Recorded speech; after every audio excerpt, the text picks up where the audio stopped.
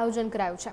અંબાજી ખાતે વેચાણકર્તાઓને મુશ્કેલી ન પડે તે માટે ખાસ ઉપરાંત વાત કરીએ તો પદયાત્રિકો અને યાત્રાળુઓને પણ સુખ અને સુવિધા જળવાઈ રહે તે માટે તંત્ર દ્વારા આ વખતે મેળાના બ્રાન્ડિંગ પર વિશેષ ભાર મુકાયો છે, જેને પગલે મેળામાં જાહેર હરાજીના પ્લોટની એક સરખી ડિઝાઇન તેમજ ખાસ કલર કોડ સાથે સુંદર આયોજન કરાયું છે।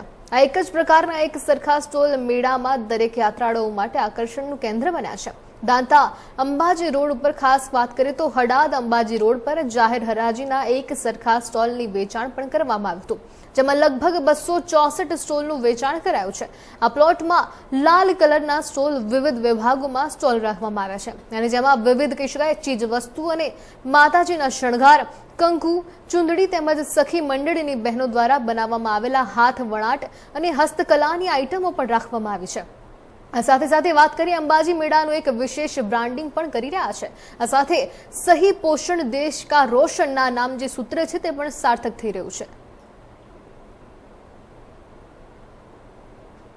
બનાસકાંઠા જિલ્લા પંચાયતના માર્ગદર્શન હેઠળ આઈસીડીએસ પરિવાર દ્વારા અહીંયા ભાદરવી પૂનમના મહામેળામાં એક પોષણ સ્ટોલનું આયોજન કરવામાં આવ્યું છે।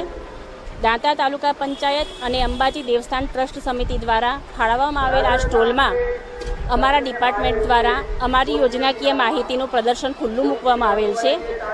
અંબાજી મંદિર દેવસ્થાન ટ્રસ્ટ દ્વારા મેળામાં સુંદર સ્ટોલનું આયોજન કરવામાં આવ્યું છે। એક સરખા રંગના એક સરખા સ્ટોલનું સરસ રીતે આયોજન કરેલું છે। તેમાં અમારા ડિપાર્ટમેન્ટ દ્વારા 1 થી 30 સપ્ટેમ્બર સુધી પોષણ માસની ઉજવણી કરવામાં આવી રહી છે। અત્રે આવનારા તમામ યાત્રિકો સુધી પોષણ માસ, પૌષ્ટિક મૂલ્યો અને ખોરાક અંગે જાગૃતિ આવે તેનો પ્રચાર પ્રસાર આઈસીડીએસ પરિવાર આંગણવાડી કાર્યકર બહેનો દ્વારા જુદી જુદી વાનગીઓ નિદર્શન કરીને કરવામાં આવી રહ્યો છે।